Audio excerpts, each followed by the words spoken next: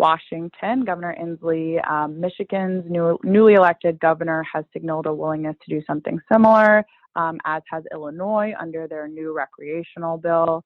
And then California, and to a certain extent, New York, are the other states that we are working with. NACDL has worked with Cuomo's office on their prior state clemency initiative in New York. So that's another state that we are hoping to make inroads in. Now, have you also approached candidates who are running for governor in various states to add this to their platform pitch for election? Steve, do you want to talk about the communications you've had with the Gabbard campaign? Yeah, I think really, more in my personal level, as opposed to any official LPP capacity, I've been reaching out and just having, opening some lines of communication with different presidential campaigns, Senate campaigns,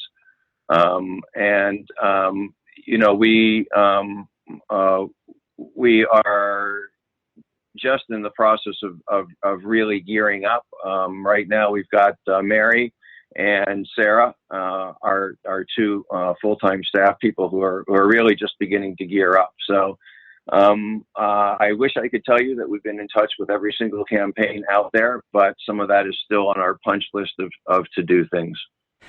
And have you noticed a difference in attitude toward this between parties? Like, for instance, are you able to find that some of the Republican candidates and or people in office already are as amenable to this as Democratic candidates? Or do you feel that there's still a bit of a partisan inclination toward the left in favor of cannabis reform like this? No, I mean, I think that you're seeing a real shift in red states. You just take a look at what happened in the last general election cycle, where we won initiatives in North Dakota, in Arkansas, in Florida, all really deeply red states. Now, what we do tend to find with Democrats and Republicans alike is that the voters tend to be quite a bit ahead of the curve relative to their elected representatives. But some of our strongest supporters have been Republicans: Dana Rohrabacher, Rand Paul, Tom McClintock, all very strong Republicans, but also very strong supporters of cannabis reform. So I think there's also just a generational change which is in place. I think that if you look at the older leadership of both parties, that you find folks like on the Democratic side, you have the Dianne Feinsteins of the world, and on the Republican side, you still have people like Mitch McConnell, right? Who, even though he took a favorable position on hemp, continues to blockade any kind of pro-cannabis reform measures from hitting the floor of the Senate. So I think that in general, the younger politicians who understand that this is a critical issue, that voters are going to remember for the rest of their lives how a politician votes on this issue. Younger folks who are just starting their political careers, almost universally, no matter what party they're in, are in favor of cannabis reform. And I think that's something that's just going to continue to grow in force and scope as time goes on. Yeah, I think the statistics now are, I think like 79% was the last I heard. Voters are in favor of cannabis regulation for adult and medical use, and like almost 90 or something. I mean, you might know the statistics better than I do, but it seems like there's an overwhelming majority of Americans who favor regulation of cannabis because the prohibition just simply has not worked, clearly. But what's in the future for LPP? I know you've got some benchmarks that you're trying to reach right now. Sarah, do you want to take that, or Steve? either one. Go ahead, Sarah. So we are still in the early phases. We're actually still pre-launch until September. So we're really focusing our efforts this summer and into the fall on fundraising. We've spent the past few months setting up some really exciting initiatives and programs, as I mentioned, and figuring out, what it's going to take in terms of resources for us to support those initiatives. And so we started our fundraising campaign with a fundraiser in LA earlier this summer, kind of convening a lot of the industry participants that we would like to support this project. And it was really well received. So what we're doing over the next 3 to 4 months is replicating that in cities across the country. We'll be in Austin in September, in New York in October, San Francisco in October, Denver a little bit later in the year. So fundraising through those kind of in-person events, as well as online when we launch in September, we'll be putting up a GoFundMe type campaign. And all of that money is going to be going towards implementing the cannabis clemency program that I described, as well as our reentry program. Again, working to get employment opportunities within the industry for those who have been impacted by the criminalization of cannabis, but also assisting them in really rebuilding their lives in every aspect of that. And so our efforts really currently are fundraising so that we can actually implement these initiatives. And the hope is that come 2020, early 2020, we will be launching both of those programs. And the exciting thing I think about these programs is they're quite innovative. Again, we really didn't want to replicate something that another group was already doing, but we really wanted to address a need that we felt wasn't being addressed. And so the money we're currently raising, will obviously go to supporting setting up both of these initiatives that I think will be replicable across the country once we have kind of launched these pilot programs. As I stated, we're currently doing a viability analysis for the clemency program. We'll be launching our pilot reentry program just out of LA, but really with the goal that this can not only become something that we replicate across the country, but something that we bring globally. I was so heartened. We did a soft social media launch last week. And from the beginning, Steve, as well as 2 of our advisors, Stephen and Damian Marley, have always had the part of this mission that LPP be global, that we expand this mission to touch countries beyond the U.S. And I was really excited to see that we were already getting support and attorneys and advocates from Jamaica, the UK, Ghana, wanting to figure out how we can do that. So while our, pilot programs will be in the U.S., the goal is that funding will help us to bring these programs to countries across the globe.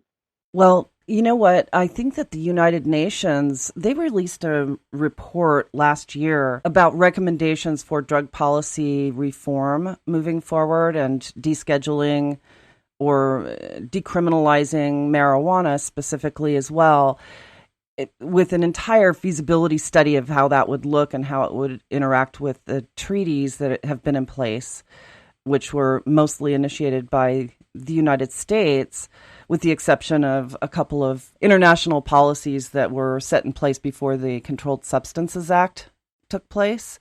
So that must be really helpful toward that international goal. And have you engaged with the United Nations Commission on Drug Policy Reform? Well, it's certainly a helpful document, I think, and it's a helpful policy for the UN to have for nations when considering legalization on a national scale. But unfortunately, we're encountering the same problems that we found in a lot of U.S. states, that even if a country decriminalizes or even legalizes cannabis, we're still finding people, unfortunately, largely people of color again, being arrested or incarcerated for marijuana-related offenses. So even in those countries where they've kind of recognized why it is good policy to legalize or decriminalize, sometimes we have that same issue, which again, we're seeing in a lot of legal U.S. states, where it's not always trickling down in terms of enforcement. So again, that will be us, working with local advocates and local law enforcement and local lawmakers to ensure that when we are legalizing, we're also putting in place measures for both retroactive and proactive restorative justice. When you think about countries like Singapore, which has such a strict drug policy, I mean, teenagers coming to the United States and testing positive for marijuana in their system have been executed. In the Philippines, the citizens have basically been given free license to go and shoot people who are in the drug trade. I mean, there's so much injustice in some countries that have zero tolerance policies for any drugs whatsoever. And I just wonder, how difficult it will be after, because it's inevitable that the United States is going to legalize cannabis. It's just a matter of when, not if. So I imagine that there are going to be a lot of countries around the world that will follow suit. But I'm always curious as to how we're going to deal with countries like Singapore and the Philippines who have zero tolerance policies. And I mean, it's an incredible problem, I would think. What do you think of that? Snowden, there isn't now, and there never has been any doubt in my mind that cannabis is one day going to be legal everywhere on the planet. The plant is simply too valuable, especially for the needs that our world has today, for that not to happen. And as cannabis becomes legal, it then becomes possible to get prisoners out, and that's why we are committed to staying on this mission until the very last cannabis prisoner walks out of their cell, wherever that is on this planet. And what I've seen in my lifetime is that when I started doing this work 45 years ago, people just wrote us off as cranks, as lunatics, really, as being completely crazy to think about it. And over the course of decades, I've seen the pace of reform, with a couple of exceptions, steadily accelerate over the years.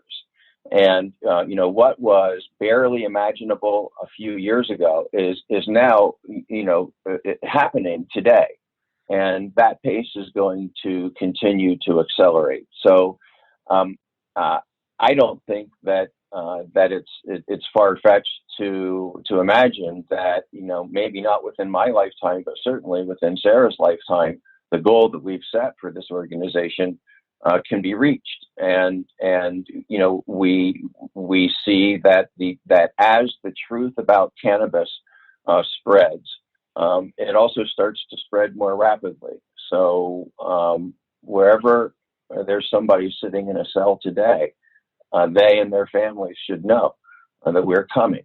It may take us a while, but we're coming. Yeah. God bless you. This policy has caused so much suffering, and it's about time.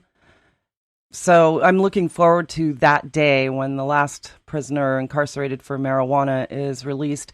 And what about other drugs? I mean, I know you're just starting this and it's focused on marijuana incarceration, but what about the other drugs that really shouldn't amount to criminal penalties? They should be addressing addiction for the opiate epidemic, for example, and the disparity, of course, between crack and cocaine has sort of been addressed already.